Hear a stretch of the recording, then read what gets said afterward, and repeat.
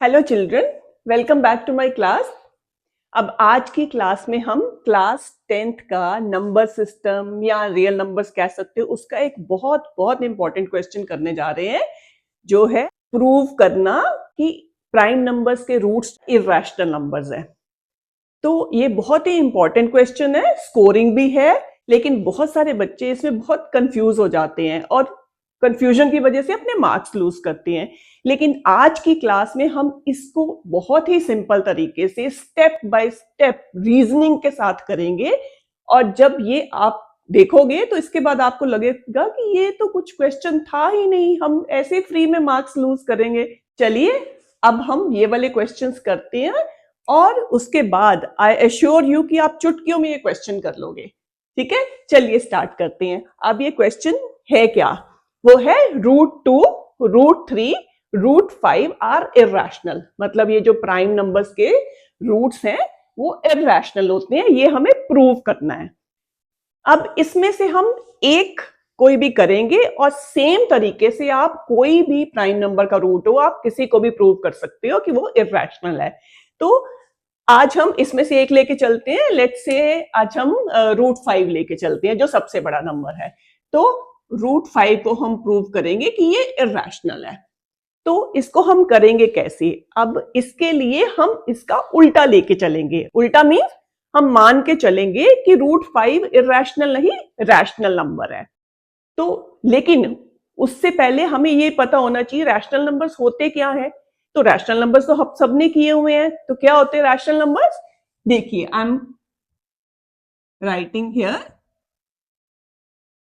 Rational number. अब rational number की basic property क्या है कि क्या होते हैं रैशनल नंबर्स? वो नंबर्स होते हैं which can be written in the form P upon Q। मतलब जिनको हम P अपॉन Q की फॉर्म में इस तरह से लिख सकते हैं, जिसमें Q is not equal to 0 और ये P और Q क्या है? They are integers and Q is not equal to 0, तो मतलब जो डिनोमिनेटर है वो 0 नहीं हो सकता, दैट इज नॉट पॉसिबल। वो हमने शुरू से ही देखते आ रहे हैं कि जो डिवाइजर है वो कभी 0 नहीं हो सकता ना।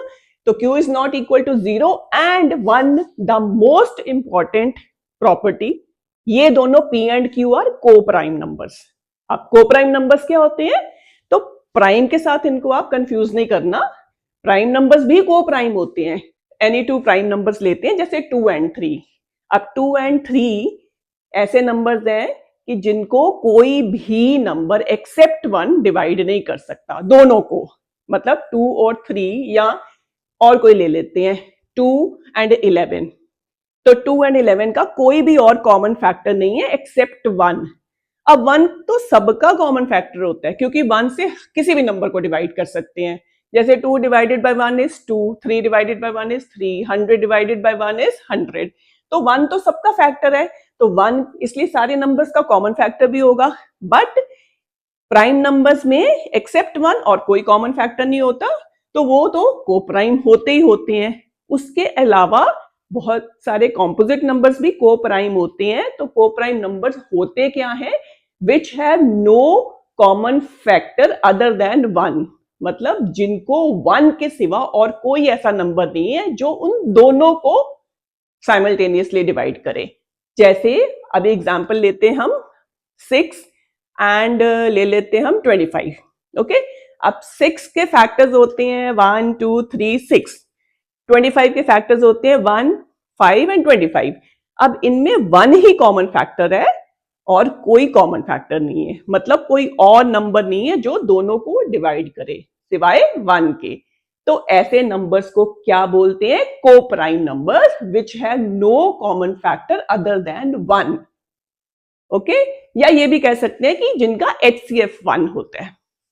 तो समझ में आ गया? तो P और Q not equal to 0 and P and Q are coprime numbers. तो this is the property of rational numbers. तो हम क्या करते हैं यहां पे प्रूव करने के लिए कि √5 इर्रेशनल है, हम लेके चलते हैं, मान के चलते हैं कि √5 इर्रेशनल नहीं, रैशनल है। तो इसी को हम जब सॉल्व करेंगे तो देखिए कैसे आएगा कि रैशनल तो है ही नहीं है। तो चलिए स्टार्ट करते हैं। तो सबसे पहले लेते हैं लेट √5 बी रैशनल नंबर। अब रैशनल नंबर है अगर ये, तो इसको ले लेते हैं let √5 is equals to P upon Q, where P and Q are integers or Q is not equal to 0 and P and Q are co-prime. अब ये co-prime लिखना is the most important thing here. क्यों? आगे आपको पता चलेगा, क्योंकि इसी को यूज करके हमारा ये प्रूफ आएगा। चलिए अब Q को हम इधर ले जाते हैं तो वो √5 के साथ मल्टीप्लाई हो जाएगा। So √5 Q is equals to P। अब हम दोनों तरफ स्क्वायर कर देते हैं, तो squaring both sides, squaring both sides. अब ये बेटा मैं आपको इसलिए लिख रही हूं ताकि आपको चीजें क्लियर हो जाएं। देखिए ये सब आपने जो भी मैं आपको करवा रही हूं, आपको नोट्स जरूर बनाने हैं ताकि कभी भी आपको जरूरत पड़े आप वहां से देख सकते हो। तो नोट्स जरूर बनाना है, वो एक प्रैक्टिस का भी वे होता है। तो लेकिन सबसे पहले आप समझिए, जो मैं समझा रही हूं उसको ध्यान से देखिए, और उसके बाद जब आप कभी भी वीडियो को पॉज करके आराम से नोट्स बना सकते हैं। ओके, चलिए अब स्क्वायर करेंगे दोनों साइड को, तो ये आ जाएगा हमारा √5 Q का square is equals to P square. अब √5 का square will be 5 and Q square is equals to P square. तो ये आ गया हमारा। अब देखिए 5Q square is equals to P square, इसका मतलब क्या है? It means P square is equals to 5 times Q square. तो मतलब है कि P square is a multiple of 5।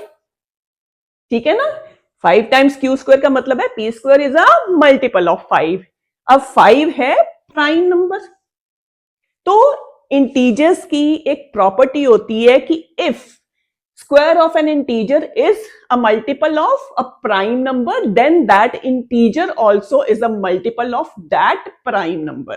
तो अगर p स्क्वायर 5 का मल्टीपल है तो p भी 5 का मल्टीपल होगा। ठीक है, तो ये प्रॉपर्टी यहां यूज करेंगे। So therefore p is equals to 5 times, हम कोई भी इंटीजर ले लेते हैं a, यहां लिख भी सकते हैं a इज एन इंटीजर।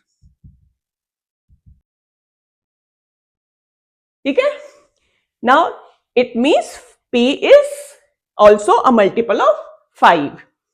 अब इसको हम इसमें लगा देते हैं, ये वाले जो आया है इसको हम इस इक्वेशन में लगा देते हैं, तो ये आ जाएगा। तो P की वैल्यू मतलब हम ये वाली यहां लगा देते हैं, तो 5 times Q square is equals to P की जगह हमने लगा दिया 5 इंटू ए या 5a का स्क्वायर। सो इसको ओपन करते हैं। So 5Q square is equals to 5 का स्क्वायर इज 25, a का square a square. So Q square is equals to 5 को I am taking that side, उस तरफ लेके जाएंगे, तो 25 अपॉन 5 a स्क्वायर। अब मैं यहां पे लिख रहे हैं बेटा, तो ये कैंसिल हो जाएगा 5 से, तो Q स्क्वायर आ जाएगा हमारा 5a स्क्वायर। अब देखिए एक इंटरेस्टिंग चीज यहां पे हो गई फिर से। यहां पे क्या था? P square is equals to 5 times Q square, और यहां आ गया Q square is equals to 5 times A square. तो यहां पे अगेन वही प्रॉपर्टी यूज होगी कि इंटीजर का अगर स्क्वायर किसी प्राइम नंबर का मल्टीपल हो तो वो इंटीजर खुद भी उसी प्राइम नंबर का मल्टीपल होता है।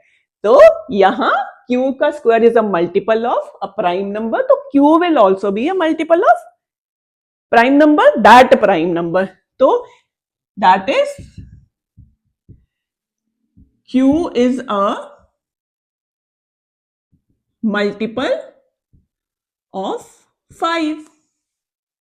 तो देखिए P is a multiple of 5, Q is a multiple of 5, तो अगर P और Q दोनों 5 के मल्टीपल्स आ गए, इसका मतलब P और Q दोनों 5 से डिविजिबल है, यही मतलब है ना। किसी का अगर वो मल्टीपल है तो फिर वो उससे डिवाइड भी होगा, यही होता है ना, वो मतलब 5 उन दोनों का फैक्टर भी होगा।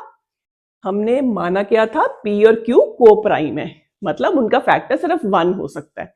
बट अगर 5 भी फैक्टर आ गया P और Q का, तो P और Q को प्राइम तो रहे ही नहीं, ठीक है, क्योंकि 1 के अलावा उनका और फैक्टर आ गया एक। तो इसका मतलब जो हम मान के चले थे, जो हमने लिया था, स्टार्ट जिससे किया था, जो हमने एज्यूम किया था, वो ही गलत प्रूव हो गया। तो अगर वो ही गलत प्रूव हो गया तो इट मीन्स √5 जो है रैशनल नंबर तो है ही नहीं। तो अगर रैशनल नहीं है तो क्या होगा, इरैशनल नंबर। तो हमारा यहीं से प्रूव हो गया कि √5 इज एन इरैशनल नंबर। चलिए अब इसको लिखते कैसे हैं, इसको हम ले लेते हैं 1 और इसको ले लेते हैं हम 2। So from 1 and 2,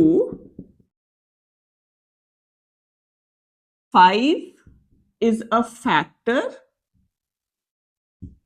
of P and Q both, या ऐसे भी लिख सकते हो कि P and Q are multiple of 5, एक ही बात है। So therefore P and Q are not co-prime,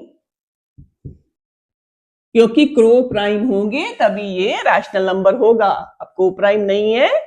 Therefore our assumption, मतलब जो हमने एज्यूम किया था, लिया था, assumption is wrong, गलत आ गई वो assumption, that is √5 is an irrational number। तो यही हमें प्रूव करना था, hence proved। तो ये हमारा प्रूफ यहां खत्म होता है। तो देखिए कितना इजी तरीके से स्टेप बाय स्टेप आपको हर चीज का रीजन अब पता है। तो जब रीजन पता होता है ना तो चीजें बेटा बहुत आसान लगती हैं। तो अब कोई कंफ्यूजन नहीं, आई होप। तो आप देखिए कितने अच्छे से ये प्रूफ हमारा आ गया है। और अब जब आपको एक प्राइम नंबर के रूट का प्रूफ करना आ गया ना, तो आप किसी भी प्राइम नंबर का रूट का प्रूफ दे सकते हो in the exactly same way. और ये बहुत स्कोरिंग भी है। स्कोरिंग का मतलब कि 2 मार्क्स का भी आ सकता है, 3 मार्क्स का भी आ सकता है। लेकिन बेटा मैथ्स में even half mark is very important, तो किसी चीज को लाइटली नहीं लेना। और मैं आपको इसलिए ये क्वेश्चन करा रही हूँ कि इसमें बहुत सारे बच्चे कंफ्यूज हो जाते हैं और उस कंफ्यूजन की वजह से मार्क्स गए, ठीक है। और अगर आपको कोई भी डाउट है, do right in comment section, तो आपको जो भी डाउट है मैं क्लियर कर दूंगी। And if you like my video, do like, subscribe and share with your family and friends. Thank you बच्चों।